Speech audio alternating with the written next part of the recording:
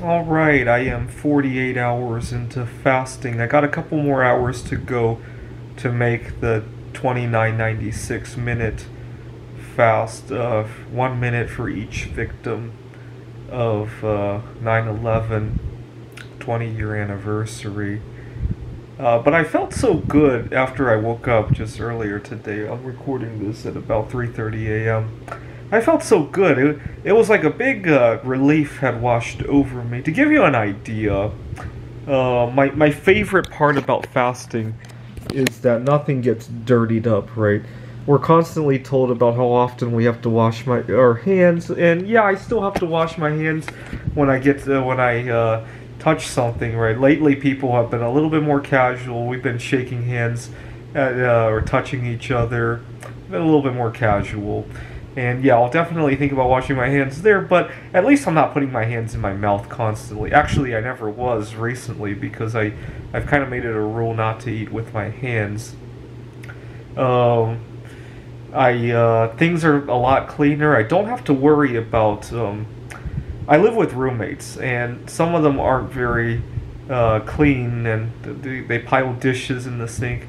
And I've been having to put on gloves to wash their dishes just so I could prepare my own food. I haven't had to think about that for 2 or 3 days now.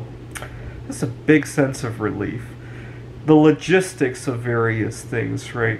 So I do a lot of tutoring online, and I have a few local clients here in the Phoenix area as well. And I don't have to plan my meals around that anymore, right? So earlier today, I had a client that was online, I had a client that was in person, then I had some other personal activities I wanted to do.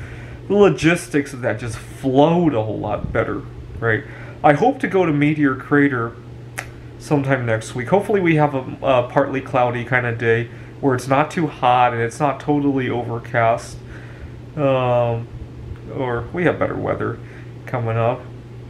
And I got to make a decision about whether I want to stay here in Phoenix or move to Wallace, Idaho. I made a close friend here in Phoenix. I really love Wallace, and I made a lot of connections back home last year as well. Wallace will also put me closer to Seattle in case anything wacky comes up, right? It's about a 5-hour drive. And it's a little bit less expensive in Wallace. I gotta think about that. Especially if I have to deal with the roommates that I have right now. Not that they're any bad. I used to behave worse than them. I just can't stand them anymore. Different lifestyles now. But maybe I should enjoy it for what it is. And I mean, part of the reason I went on this long fast was how crazy it was to use the kitchen anymore. It's kind of funny. But just a big relief, right? So it takes about 20 hours of driving time to go from here to Seattle. I'll probably spend the night in Las Vegas. On the way home, I'll probably spend the night in where else did I pass through on my way here? Ellensburg, I think, is on the way. But I mean, certainly if there's food that I fancy along the way, sure. But the fact that it's not mandatory anymore makes the trip a whole lot more pleasant, manageable, and the logistics of it improve a whole lot, right? Or maybe, especially if halfway along the way we discover that the restaurant I wanted to go to had to close again because of COVID, it's not going to be terribly upsetting to me anymore, right? An event like that would have been very upsetting to me back when I used to eat much more aggressively than I do now, right? Nowadays it's, yeah, I get to fast an extra 3 hours, right? In the past it was, oh my god, I can't get to my food, right? Very different attitude. I'm not saying you should never eat again. I'm saying that you should treat eating like it's a recreational event rather than feeding an addiction, right? I was reading an article about how many additional children would go hungry now because of the federal unemployment benefits ending. doesn't jive with me, right? At the tutoring center that I work at, I see many more children who are overweight than who are starving, right? Well, I guess you might say the tutoring center is more privileged, but out on the street it's even worse, right? And certainly you could argue that there are some children who would miss out on their favorite foods, and it might cause mental health issues. More accurately, there are children who are addicted to food, and suddenly having to cut off their supply would cause mental health issues, right? But that's not called hunger. That's an addiction withdrawal, right? Or at best, it's loneliness and needing to fill that loneliness with actual connection to the world, right? But don't call that hunger. So here around the world, for every person who dies of hunger, 2 people die from eating too much, right? In the United States, it's probably even worse, right? We've had a pandemic of having too much to eat for at least 50 years now. You know, I've never heard of any politician recommending that maybe we should have some kind of a lockdown to prevent people from eating too much, or maybe grocery stores and restaurants should have a curfew of like 8 o'clock, right? After 8 o'clock, you shouldn't be able to go get food, right? You know, maybe they should patrol, you know, at least maybe not in your home, but in the public area. If you sit at a city park and you're eating at 9 o'clock, they should give you a ticket, right? We should have some kind of a curfew on eating, right? I haven't heard too many politicians suggest that. And yet we did things similar to that over a pandemic that kills a fraction of those people for only a limited amount of time. Right? It's kind of wacky if you think about it, if you slow down and think about it. Now, you might argue that you eating too much doesn't harm anybody else. You know, I disagree with that.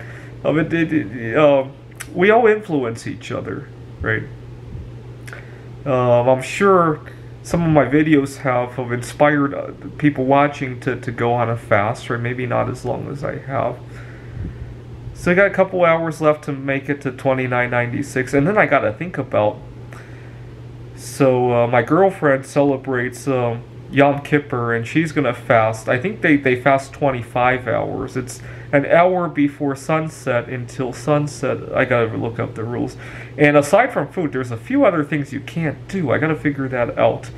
But I want to join her on that. But I want to think about if I want to just continue fasting all the way through to make it a 3 or 4 day. It would be the longest fast I ever do, but I'm already having a hard time holding it together.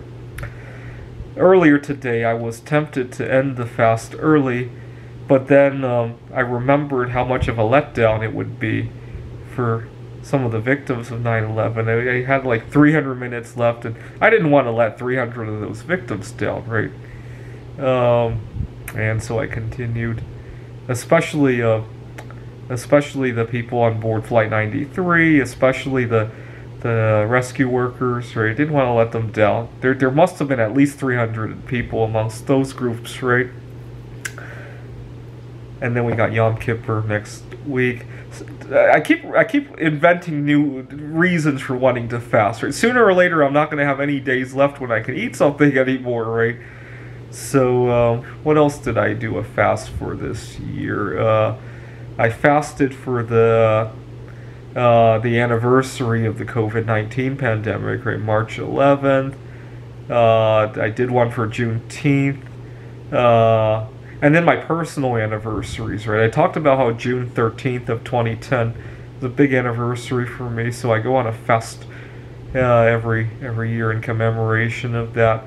And then a bunch of birthdays that I commemorate, right? So Carrie Underwood's birthday is March 10th. So now March 10th and 11th are both off limits, and I go on a 48-hour fast.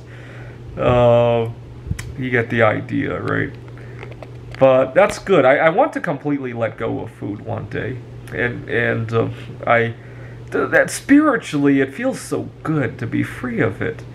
And then physically, my computer, my hands, my cell phone, my car steering wheel, the door handles. Oh my God, I can't tell you how clean all of those things are.